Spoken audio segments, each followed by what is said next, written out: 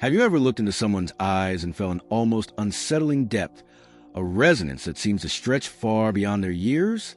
Or perhaps you've carried within yourself a quiet sense of nostalgia for times or places you've never known, a persistent feeling that you're not entirely new to this dance of life? These subtle yet profound feelings touch upon one of the most intriguing concepts explored by the renowned spiritual visionary Edgar Cayce, the idea of soul age. Cayce asserted that while all souls might have been created together, they embark on a vast journey of development, evolving at different paces through countless experiences. This leads to a distinction not based on how many birthdays we've celebrated, but on the accumulated wisdom, empathy, and spiritual understanding gathered across many lifetimes. The difference between what he termed young souls and old souls. This isn't about being better or worse. It's about understanding the unique stage we occupy on our immense spiritual pilgrimage. It's about recognizing the motivations, challenges, and perspectives that shape our current existence. Could understanding your soul age unlock a deeper awareness of your life's purpose and your innermost desires? It's an invitation to look beyond the surface, to explore the ancient echoes within your own heart, and to perhaps recognize the timeless traveler residing within you. Do you wish to attract positivity and good vibrations into your life? Comment "Believe" below to affirm your desire for good things and to join our collective intention for a brighter path. And please tap like if you're ready to welcome these positive energies. Be sure to stay with us, because as our journey unfolds, we'll uncover perspective on topic that might truly surprise you. This understanding offers a compassionate lens through which to view not only ourselves, but others, appreciating the diverse lessons each soul is here to learn. So, let's begin this exploration. What does it truly mean to be a young soul setting out on this grand adventure? According to Edgar Cayce's profound insights, young souls are akin to enthusiastic explorers embarking on their first grand voyages into complexities of earthly existence. Having had fewer incarnations, their focus is often directed toward the tangible, the external, and the immediate lessons this physical plane has to offer. They are driven by a powerful urge to build, achieve, and experience. You might see them striving for material success, seeking recognition and power, or diving headfirst into the intricate dance of relationships. Their energy is often vibrant and outward-focused. They are learning by doing, like children discovering a vast new world. Everything can seem important, urgent, and full of possibility. They are often more impulsive, driven by strong desires, and perhaps less naturally inclined towards deep, introspective self-reflection at this stage. They are mastering the lessons of individuality, of cause and effect in the physical realm, and of navigating the social structures we have built. They bring an essential fire and drive to the world, a willingness to try, to make mistakes, to fall, and, crucially, to rise again with renewed determination. It is vital to understand that, in Cayce's view, a young soul is not less than old soul. They are simply in a different classroom, learning different, yet equally vital lessons. Their journey is focused on building the foundational experiences upon which deeper wisdom will later be built. They are learning to wield their will, understand their impact, and engage fully with the sensory world. Their curiosity, their struggles, and their triumphs are all integral parts of the grand, unfolding story of consciousness. They are the energy, the fire, the crucial first chapters in the soul's epic journey. But what happens when these initial lessons have been absorbed? What characterizes a soul that has journeyed through these experiences many times before? The old soul, in stark contrast to the outward-bound explorer, Edgar Cayce described the old soul as a returning pilgrim. These are souls who have traversed the earthly planes many times, absorbing countless lessons and experiencing a vast spectrum of human existence. Their journey has led them to a different perspective, one that often looks inward rather than outward. They are no longer primarily captivated by the glittering promises of the material world, the chase for fame, fortune, or fleeting success. Having witnessed empires rise and fall, having perhaps been both kings and exiles, they carry an innate understanding of impermanence. They've seen the tinsel turn to dust. Instead, their hearts yearn for something deeper, something more meaningful and eternal. Old souls often possess a deep, inherent intuition and a natural wellspring of compassion for others. They ponder the meaning of life, seeking to understand the underlying currents of existence. There's often a feeling of being slightly not of this world, an inner knowing that their true home lies beyond immediate physical reality. This isn't arrogance. It's a quiet, sometimes poignant, sense of displacement. Cayce suggested they aren't necessarily learning truths for the first time, but rather remembering what their soul already knows deep down. They don't need to chase frantically after things like love or happiness. They carry a deeper memory that these states are inherent, an inner reality to be uncovered, not an external prize to be won. They often feel a sense of loneliness, not from a lack of connection, but because the depth of their inner world can be hard for others to truly comprehend. They seek substance, truth, and genuine connection over superficiality. This accumulated experience brings wisdom, but as we shall see, it often comes with significant weight. What are the challenges and burdens that often accompany an old soul's journey? While possessing deep wisdom and understanding is a hallmark of an old soul, Edgar Cayce made it clear that this journey is not always an easy one. In fact, he suggested that being an old soul often involves carrying a certain weight, a unique kind of pain. It's the ache of feeling like a stranger in a world that often prioritizes the superficial, a world that rushes while your soul yearns for stillness. It's an inner longing, a divine dissatisfaction that cannot be quenched by material possessions or fleeting relationships. Perhaps most provocatively, Cayce proposed that old souls frequently and consciously on a soul level choose difficult life circumstances before birth. They might embrace lives marked by illness, significant loss, or periods of profound loneliness. This isn't a form of self-punishment. Rather, it's a courageous commitment to growth. They choose these challenging paths to resolve old karmic patterns, to learn crucial final lessons, and ultimately, to free themselves from the long cycle of reincarnation. They come not to rest, but to complete their work. So, how might you recognize these traits, these echoes of countless lifetimes, within yourself or others?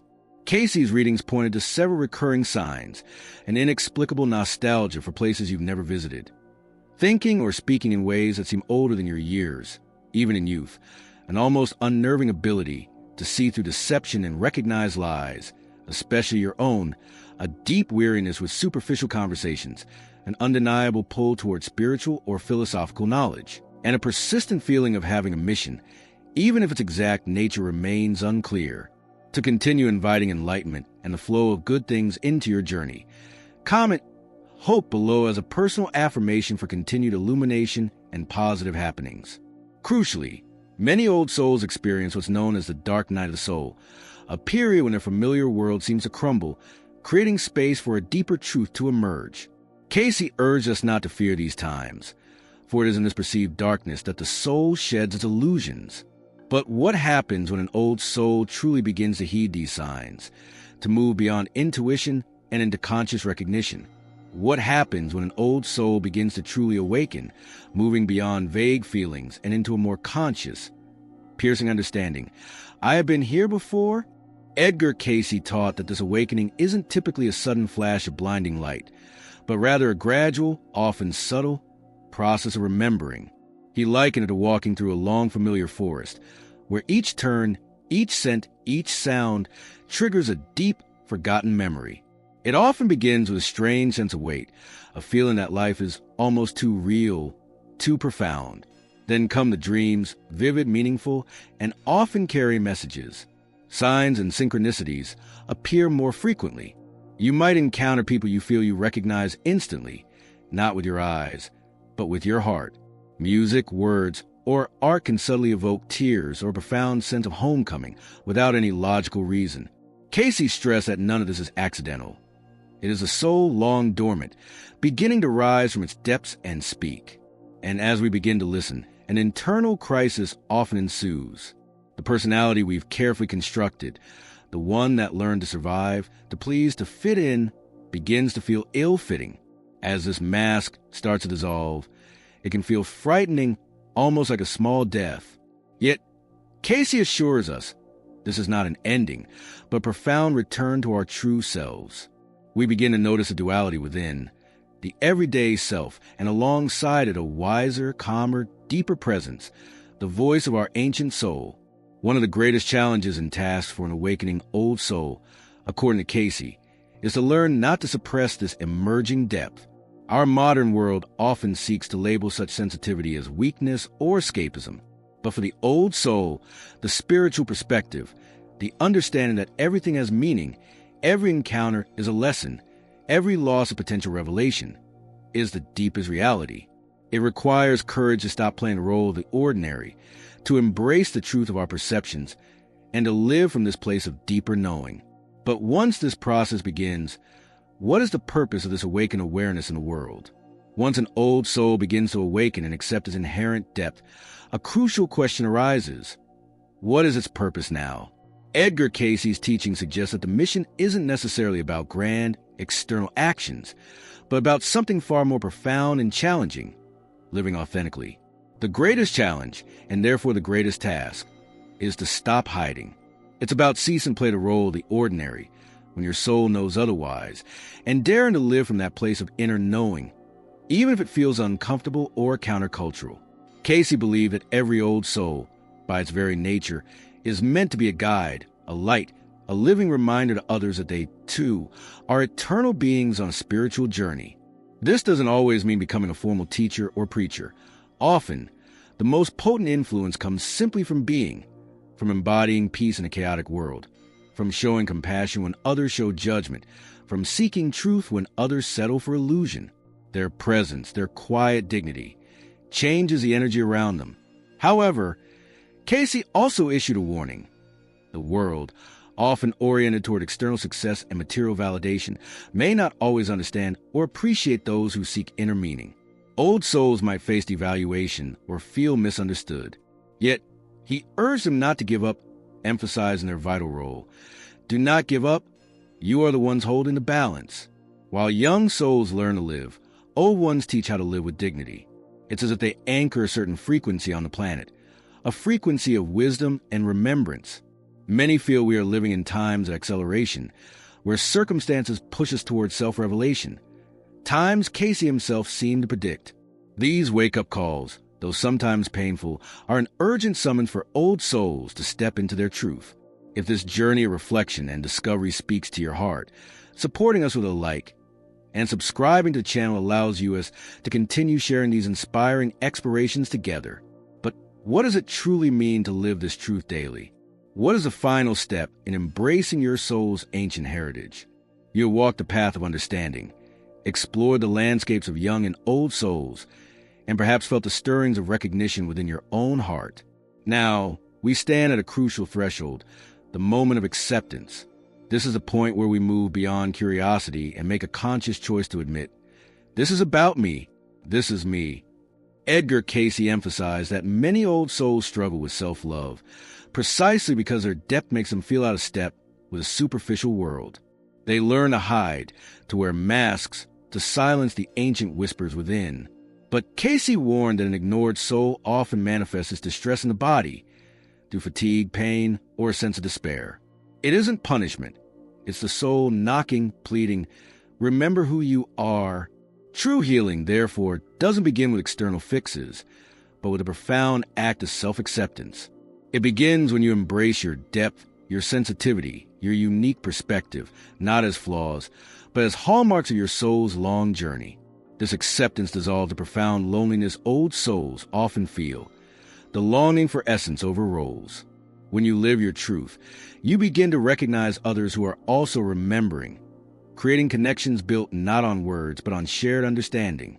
You realize you are not alone. There are thousands like you, waiting for permission to be themselves. Permission you can grant simply by living your truth. To accept yourself as an old soul is not about claiming superiority. It's about accepting a sacred responsibility, a responsibility to live from a place of truth, dignity, and inner light. It's about remembering, as Cayce taught, that you are not merely a body with a soul, but a soul with a body, eternal, strong, and deeply needed in this world. The greatest power lies not in knowing everything, but in truly knowing who you are. As we reflect on our shared journey and the profound mysteries of the soul, share in the comments below.